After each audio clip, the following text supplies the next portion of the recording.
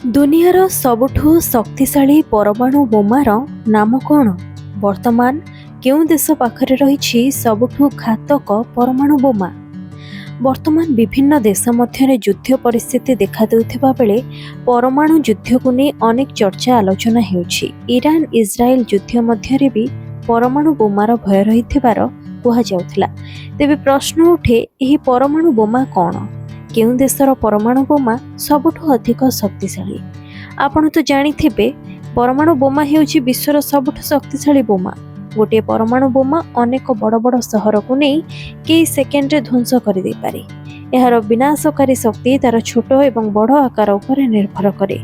एही बोमा एते भयंकर जे एहा पृथ्वी रे जैव विविधता को अनुपयुक्त कर दे पारे।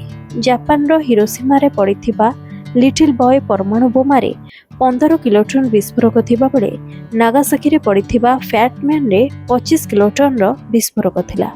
तेबे परमाणु बोमा को नहीं विभिन्न चर्चा आलोचना चलिथिबा बेले सुनिबाको मिलुछि जे रूस देश पाखरे विश्वर सबुठु शक्तिशाली परमाणु बोमा रहिछि, जाकी पूर्वतन सोभियत यूनियन द्वारा 1961 मसीह निर्माण होइथिला।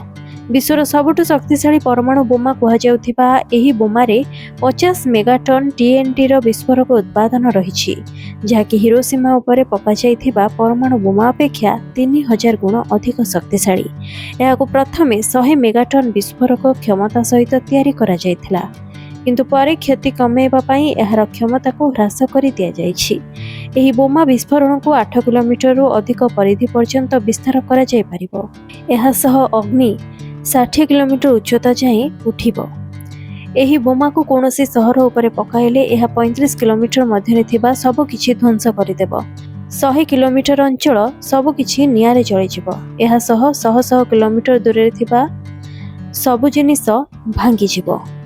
एमिति अवस्था हेब वायुमंडल रे धूली और धुआर एक घन स्तर जोगु सूर्य किरण पृथ्वी रे पहुंची पारिबो नाही। तापमात्रा ह्रास पाई शीत आरंभ हेब।